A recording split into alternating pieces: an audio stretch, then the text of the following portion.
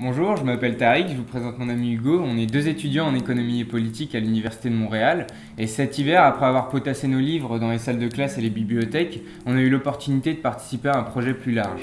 L'un de nos professeurs, qui est devenu notre mentor un petit peu, nous a proposé de partir en Indonésie, un pays de la zone régionale de l'Asie du Sud-Est, que nous avons pu étudier au semestre passé, et donc comprendre un petit peu comment est-ce qu'il fonctionnait, son histoire, comment est-ce que l'Indonésie s'insérait dans cette zone. Mais maintenant, nous allons partir sur le terrain, pour comprendre un enjeu particulier. Ce projet s'inclut dans un immense projet interuniversitaire et mondial qui s'appelle Reinvent Terrain, qui réunit 4 continents, 16 centres de recherche et de nombreuses universités et chercheurs de par le monde. Depuis que l'homme est entré dans l'ère industrielle, il considère de plus en plus la planète Terre, qui est avant tout notre maison, comme une grande usine où le profit et la rentabilité deviennent le maître mot. La plupart des terres appartiennent à l'État et sont concédées à des entreprises multinationales pour qui la seule rentabilité consiste à l'organisation industrielle en monoculture de ces terres.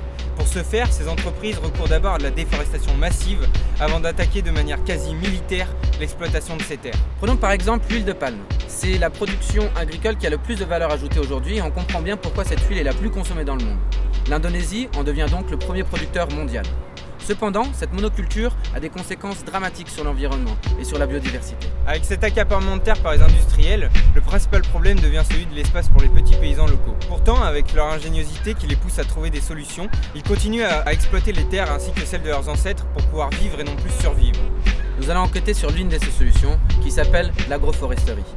Cette agroforesterie, c'est une technique qui se fait sur 2 étages. D'abord, on fait pousser des arbres qui montent très haut et qui sont des arbres de bois précieux et qui ont donc une forte valeur ajoutée. Et dans un deuxième temps, sur le niveau du sol, les petits producteurs vont pouvoir avoir une culture vivrière de production quotidienne qui va leur permettre de subvenir à leurs besoins alimentaires et à leurs besoins financiers en vendant sur le marché local. Nous pourrons l'avoir au Québec, nous pourrons l'avoir en Amérique du Sud, nous pourrons la développer en Afrique. De plus, l'utilisation de semences différentes sur un même sol permet de renouveler la biodiversité qui est le moteur de la nature. Pourquoi cette vidéo et cette campagne de financement? C'est tout simplement parce qu'on a besoin de votre soutien.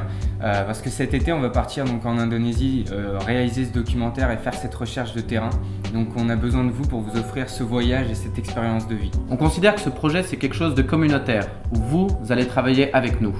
On va essayer de chercher des solutions sur place, pour comprendre comment est-ce que notre terre qui est forte et comment est-ce que l'humain qui est fort va pouvoir travailler dans la bonne direction et proposer des solutions qui permettent de nourrir toute la planète dans des alternatives qui sont durables pour les générations futures. Merci beaucoup pour votre soutien. Merci beaucoup.